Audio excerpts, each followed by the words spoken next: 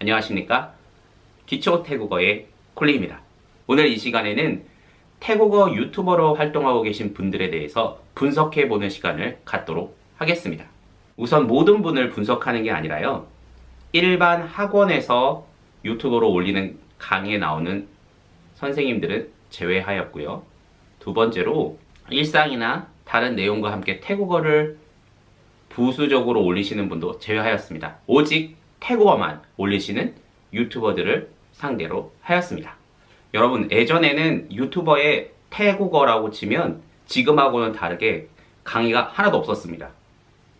유일하게 강의가 있었던 분이 태국에 있는 한국 교민들을 위한 홈페이지에 이주연 선생님의 강의가 있었습니다. 그리고 랭귀지 타운이라는 회사에서 나온 강의가 한 분 계셨습니다. 보통 콜리가 공부했을 때만 해도 유튜버가 한국 유튜버는 없었습니다. 그러면 어떤 사람들이 있었냐면 태국 분들인데 팔랑이라고 하죠. 영미권 분들에게 영어로 가르쳐주는 영상이 많았습니다. 그래서 그 당시에는 태국어 공부하면서 영어 공부도 같이 해야 될 때가 있었습니다. 자, 오늘 첫 번째 소개시켜드릴 분은요. 오빠까올리라고요. 여러분, 오빠까올리는 태국어와 관련된 유튜브계에서 최초로 엄청난 인기와 선풍을 몰고 온 분들이시죠. 그분들이 첫 영상에서 태국어를 가지고 퀴즈를 푸는 영상을 넣었기 때문에 굉장히 인상적이었는데요. 그분들은 태국어만 전문적으로 하는 유튜버들은 아니라서 제외하겠습니다.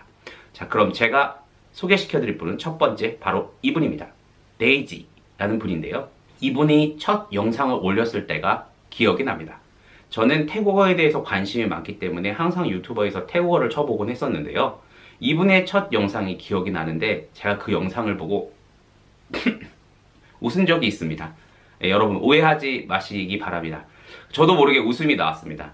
왜냐하면 누가 봐도 방금 태국에 오셨다는 게 보였습니다. 방금 태국에 와서 콘도를 빌려서 태국어 공부를 시작했다는 게 눈에 너무 띄었습니다. 태국어가 서툴다는 느낌을 제가 받았던 것 같습니다. 제가 속으로 이걸 누가 봐? 이렇게 생각했던 적이 있습니다. 이분이 지금 현재 10,000명의 구독자를 가지고 계신데요. 이분은 특징이 있습니다. 그리고 이분을 존경하는 부분이 있습니다. 뭘까요? 이분은 뛰어난 프로듀서입니다. 프로듀서입니다. PD라고 하죠. 프로듀서입니다. 방송인입니다. 이분은. 왜냐하면 이분의 영상을 잘 보시면 계속해서 옷을 바꿔 입습니다. 그리고 헤어스타일도 바꾸십니다.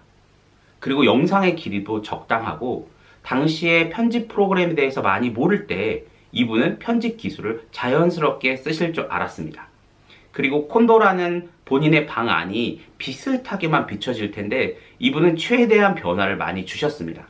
그리고 멘트 또한 굉장히 원활하게 다양하게 말씀을 하셨습니다. 대신 이분의 태국어에 대해서는 노코멘트 하겠습니다.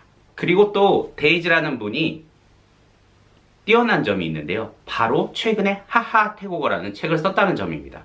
여러분, 대한민국에서 태국어 책 하시면 이병도 교수의 바로 이 책, 가장 쉬운 태국어 첫걸음이라는 책이 대중들에게 가장 알려진 책이었는데요. 보통 외국어 대학교 교수 이상 되어야 또는 대학원을 졸업해야 책을 쓰던 시절이 있었습니다. 그런데 이분은 전혀 전공자가 아닌데 유튜버 스타라는 이유만으로 책을 쓰신 대단하신 분입니다.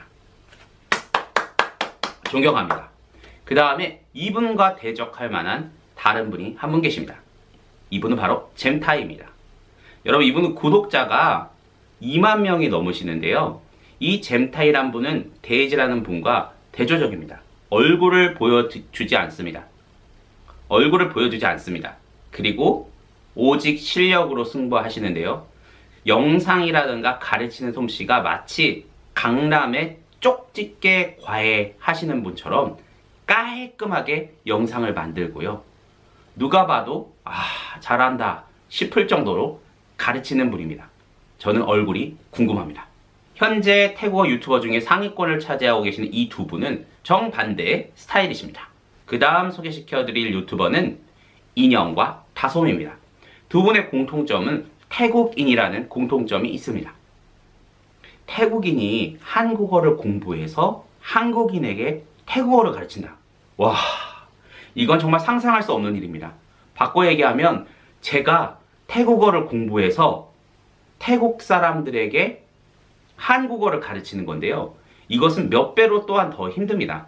뿐만 아니라 자국어에 대해서도 충분히 알고 있어야 됩니다. 이 어려운 길을 걷는 두 분이 계신데요. 두 분도 차이가 있습니다. 처음 인형이 나왔을 때 제가 보고는 이 대한민국의 태국어 유튜버는 끝났다라고 생각했습니다. 그런데 아직도 4,000 구독자 정도에 머무르고 있는 것을 보면 분명히 이유가 있습니다. 이분은 국내에서 대학원을 나왔고 한국어를 제대로 공부하신 분이고 그리고 열심히 노력하시는 분입니다. 그런데 1,000 구독자를 찍는 게 참 힘들어 보였습니다. 하지만 끊임없이 많은 도전을 하셨는데요. 역시 한국인에게 한국 사람이 더 정확하고 뭐라 그럴까 디테일한 부분에 있어서 부족한 부분 1% 부족한 부분이 있는 것 같습니다. 그럼 다솜과 인형은 뭐가 다를까요? 저는 다솜의 태국어 강의를 보고 민망해서 껐습니다. 사람마다 스타일이 있는데요. 여러분 중에 콜리의 스타일을 싫어하는 사람도 있을 거라고 생각이 듭니다. 저 또한 다솜의 스타일이 저와 맞지 않았습니다. 무엇보다 명확하지 않은 한국어 때문에 전달 능력이 떨어진다는 느낌을 받았습니다. 하지만 다솜의 강점이 있습니다. 다솜은 몸을 불사르고요. 마음을 불사르고 모든 것을 정열적으로 하시는 분 같습니다. 최선을 다하는 게 느껴지셨어요. 그래서 지금은 3,000명의 구독자가 있습니다. 이 두 분에게 박수를 쳐드리고 싶습니다. 그 다음으로 마지막 한 분입니다. 바로 푸타이라는 분이신데요. 이분은 제가 정확히는 모르지만 이분을 떠올리면 저는 사회성? 태국어로 돈 버는 것을 잘하시는 분이라는 생각이 들었습니다. 왜냐하면 이 푸타이란 분은 제가 알고 있기로는 네이버 카페에 카페지기를 하셨던 분인 것 같습니다. 당시 태국어로 돈 벌 수 있는 곳이 없었을 때 이분은 강남에 모여서 회원들을 모집해서 공부를 가르쳐주고 스터디 그룹을 열었던 사회성이 굉장히 강한 생존력이 엄청나게 강한 분이신 것 같습니다. 그리고 유튜버로 전환하신 후에도 빠르게 1,000명 구독자를 완성하셨고 그 이외에도 무한 반복이라는 시스템을 통해서 구독자들에게는 공부에 도움을 주고 또 유튜버에게도 장시간 영상을 볼 수 있도록 서로에게 윈윈이 되는 프로그램을 만드셨습니다. 제가 이 푸타이라는 분의 2개의 영상에 놀랐던 적이 있었는데요. 굉장히 오래된 영상인데 여러분들 태국 TV 보시면 나오는 거 있지 않습니까? 라이간 더바이니 사마 랍좀 나이 툭와이 라는 멘트가 있습니다. 굴리도 참 그게 궁금했었는데요. 빨리 지나가니까요. 직접 강의하는 걸 보고 참 센스가 있는 분이다라는 생각을 했었습니다. 그리고 또 하나는 이분이 몇 년 전에 노래를 부른 적이 있더라고요. 제가 좋아하는 노래였는데요. 노래와 기타 솜씨도 굉장히 뛰어나더라고요. 나이도 젊으신 것 같은데 능력이 참 많으신 분인 것 같습니다.